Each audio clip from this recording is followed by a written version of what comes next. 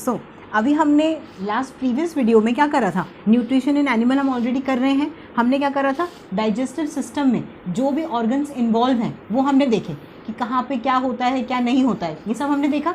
Okay, सो अब देखते हैं हम 5 इंपॉर्टेंट स्टेप्स हैं या 5 इंपॉर्टेंट एलिमेंट्स हैं जो अलग अलग एरिया में हो रहे हैं। हमने पूरे चैप्टर में देखे। ये बेसिकली मैं आपको डाइजेस्टिव सिस्टम के जो स्टेप्स हैं उसका समअप बता रही हूँ, ठीक है। तो समअप में सबसे डाइजेशन के लिए सबसे इंपॉर्टेंट, डाइजेस्टिव सिस्टम को वर्क करने के लिए या वर्क स्टार्ट करने के लिए सबसे इंपॉर्टेंट स्टेप क्या है? सबसे पहले तो खाना खाना।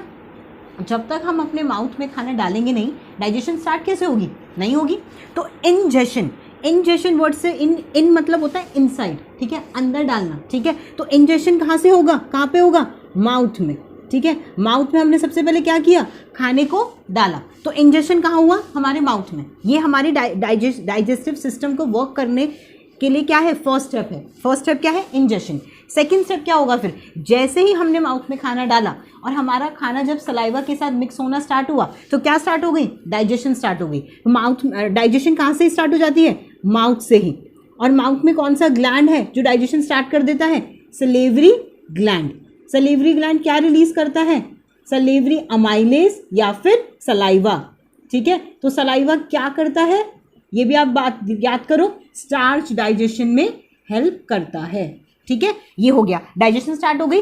अब देखते हैं एब्जॉर्प्शन। डाइजेशन में सब कुछ आ जाएगा। फिर मैंने आपको बताया माउथ में खाना आया, सलेवरी ग्लैंड ने सलाइवा रिलीज किया और स्टार्च की डाइजेशन में हेल्प कर दी, ये हो गया। अब डाइजेशन कहाँ होगी फर्दर? माउथ से अब खाना कहाँ गया? माउथ से खाना ईसोफेगस के थ्रू स्टमक में गया। स्टमक ने फिर क्या रिलीज किया, ठीक है, स्टमक ने फिर क्या रिलीज किया? खाना पहुंच गया अब स्टमक में। स्टमक ने क्या रिलीज किया? डाइजेस्टिव जूस रिलीज किया। हमने करा था प्रीवियस वीडियो में, डाइजेस्टिव जूस रिलीज किया। डाइजेस्टिव जूस ने क्या डाइजेस्ट किया? प्रोटीन डाइजेस्ट किया, ये हमने देखा था।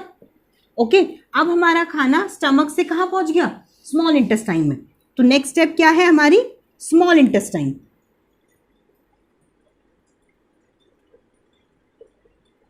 स्मॉल इंटेस्टाइन में लिवर ने क्या रिलीज किया?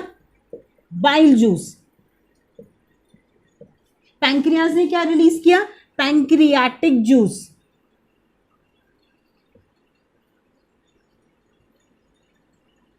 और इंटेस्टाइन ने क्या किया एंड में? फिर इंटेस्टाइनल जूस।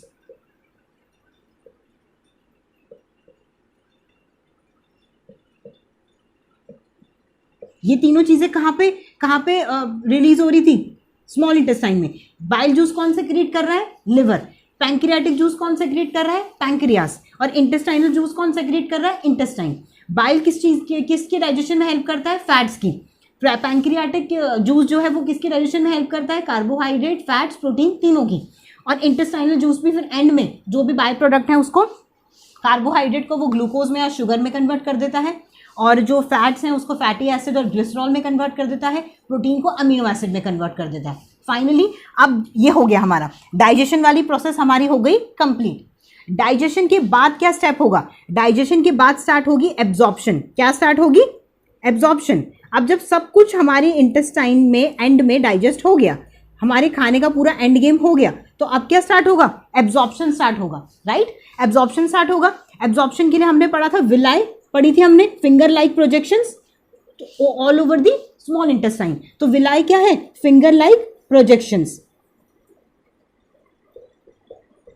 ठीक है। फिंगर लाइक आउटग्रोथ्स है, या फिर आप प्रोजेक्शन बोल सकते हो, आउटग्रोथ्स बोलो, आपकी बुक में आउटग्रोथ्स है, ठीक है।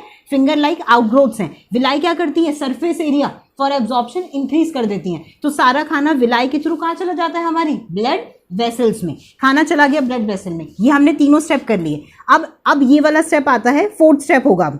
अब फोर्थ स्टेप क्या है? एसिमिलेशन। एसिमिलेशन वर्ड का मतलब होता है कि देखो, हमने खाना इंटेक भी कर लिया, इंजेशन भी कर लिया, डाइजेशन भी कर दिया, ठीक है, एब्जॉर्प्शन भी कर दिया। पर एब्जॉर्प्शन होने का मतलब ये थोड़ी कि बॉडी ने उसको यूज भी कर लिया। यूज बॉडी कब करेगी उसको? एसिमिलेशन के थ्रू। जैसे सपोज करो कि मैंने रनिंग करी, तो रनिंग के दौरान मुझे क्या चाहिए? बहुत ज्यादा ऑक्सीजन चाहिए, ठीक है, बहुत सारी एनर्जी चाहिए। तो बॉडी ने क्या किया? ग्लूकोज को with the help of oxygen किस में कन्वर्ट कर दिया? एनर्जी में। और बॉडी में क्या रिलीज हुआ? वाटर और कार्बोहाइड्रेट। ये पूरा रिएक्शन है। जब हमारी बॉडी में ये पूरा रिएक्शन है कि जब हमारी बॉडी में ग्लूकोज बॉडी यूज करती है in the presence of oxygen, ठीक है, ऑक्सीजन की प्रेजेंस में ग्लूकोज को यूज करती है तो हमारी बॉडी के अंदर कार्बोहाइड्रेट प्रोड्यूस होता है, ठीक है, वाटर प्रोड्यूस होता है और हमारी बॉडी के अंदर एनर्जी प्रोड्यूस होती है जो हमें वो वर्क करने के लिए चाहिए, ठीक है। सो ये रिएक्शन कब होगा? ये रिएक्शन होगा ड्यूरिंग एसिमिलेशन, ठीक है, क्योंकि हमें एसिमिलेशन वर्ड से मतलब क्या है, हमें जो भी हमने खाया उससे हमें अब क्या चाहिए, एनर्जी चाहिए। तो एनर्जी के दौरान कार्बन डाइऑक्साइड प्रोड्यूस होगी। कार्बन डाइऑक्साइड तो हमारी रेस्पिरेशन के आउट हम रिमूव कर देंगे अपनी बॉडी से, एक्सेल आउट कर देंगे, वाटर हमारी बॉडी में यूज हो जाएगा और ऑक्सीजन जो हमने इनहेल करी थी वो यूज हो गई ग्लूकोज के ब्रेक डाउन में। यहाँ पे ग्लूकोज ब्रेक होके किस में कन्वर्ट हो गया, carbon dioxide, water and energy में, तो वो एनर्जी हमने यूज कर ली। तो ये जो प्रोसेस है इसे हम कहते हैं एसिमिलेशन, ठीक है। अब आ जाते हैं हम लास्ट स्टेप पे। लास्ट स्टेप क्या है? ईजेशन। ईजेशन हमने लास्ट वीडियो में भी किया था। ईजेशन का मतलब क्या था कि जब हमारा खाना पूरा जब डाइजेस्ट हो गया, हमने देखा था ना, पूरा डाइजेशन के बाद खाना स्मॉल इंटेस्टाइन से कहाँ चला गया था, लार्ज इंटेस्टाइन में। लार्ज इंटेस्टाइन से वाटर, सॉल्ट्स वगैरह सब रिलीज आउट हो गए थे और फिर हमारा क्या हो गया था, फाइनली जो फीकल मैटर है वो रेक्टम में स्टोर हुआ और एनस के थ्रू हमारी बॉडी से रिमूव आउट हो गया। तो ये जो स्टेप है इसे हम क्या कहते हैं, ईजेशन। अपनी बॉडी से अनवांटेड वेस्ट को रिमूव आउट करना इज ईजेशन। तो इंजेशन मतलब इनटेक करना, ईजेशन मतलब रिमूव आउट करना, तो कंफ्यूज नहीं होना। तो ये 5 स्टेप्स हैं जो इन्वॉल्व होते हैं in the digestive system, okay. Ingestion, digestion, absorption, assimilation और ईजेशन, ओके। सो आई होप आपको ये समझ आया होगा। अब हम नेक्स्ट टॉपिक स्टार्ट करते हैं। तो अभी तक हमने क्या क्या किया, अभी तक हमने डाइजेशन देखा कार्निवोर्स में, जो बेसिकली क्या खाते हैं, डायरेक्टली प्लांट्स को इनटेक नहीं करते। हमने उनका डाइजेशन देखा थ्रू ह्यूमन बॉडी, क्योंकि उन सब की बॉडी में भी सेम टाइप का ही डाइजेशन है, इसलिए हमने सिर्फ क्या किया, ह्यूमन बॉडी का रेफरेंस लेके उस चीज़ को समझ लिया। बट जो डायरेक्टली प्लांट को इनटेक कर रहे हैं वो उनका डाइजेशन में कुछ तो डिफरेंस होगा। क्यों होगा डिफरेंस? क्योंकि प्लांट बॉडी जो है वो किसकी बनी है, सेल्यूलोज की।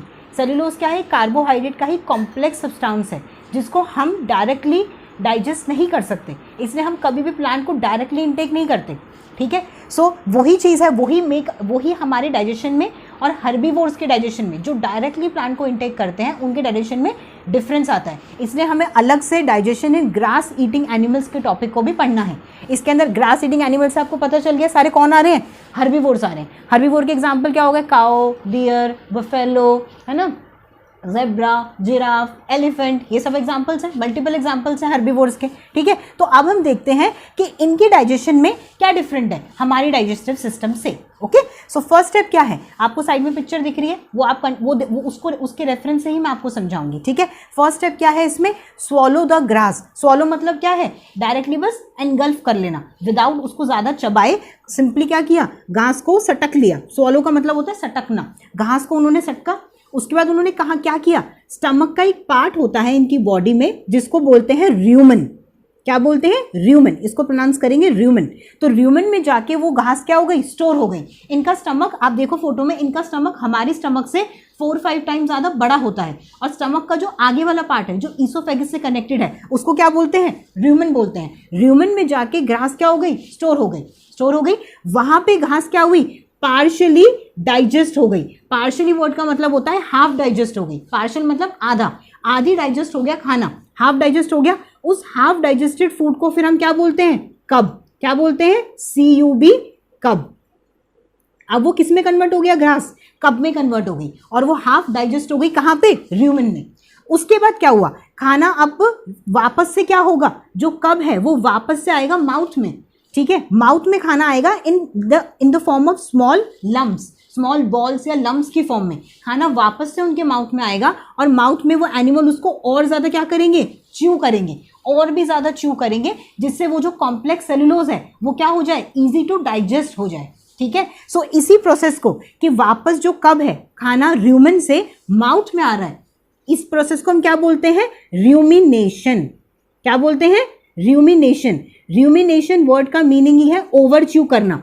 अगर आप अपने खाने को बहुत ज़्यादा एक्सेस च्यू कर रहे हो तो आप क्या कर रहे हो, बेसिकली र्यूमिनेशन कर रहे हो, खाना जुगाल रहे हो। आपने ये वर्ड बहुत सुना होगा, आई डोंट नो सुना है नहीं सुना, बट मैंने सुना है। जब हम बहुत देर तक खाना धीरे धीरे बैठ के खा रहे होते हैं तो घर में घर वाले सब बोलते हैं क्यों इतना जुगाल रहे हो भाई, जल्दी जल्दी खा लो। तो वही चीज़ है इनके साथ, ये खाने को क्या करते हैं, बहुत देर तक च्यू करते हैं। क्यों करते हैं वो हमें रीज़न पता चल गया। तो अब ये जो एनिमल्स हैं, जो हर्बीवोर्स हैं, ये क्या कर रहे हैं, र्यूमिनेशन कर रहे हैं, खाने को ओवर च्यू कर रहे हैं। तो इन एनिमल्स को हम क्या बोलते हैं, र्यूमिनेंट्स बोलते हैं। क्या बोलते हैं, र्यूमिनेंट्स बोलते हैं। इन एनिमल्स को हम बोलते हैं र्यूमिनेंट्स। तो ये हमने पूरी प्रोसेस देखी। अब मैं आपको बताती हूँ इसके बाद क्या होता है।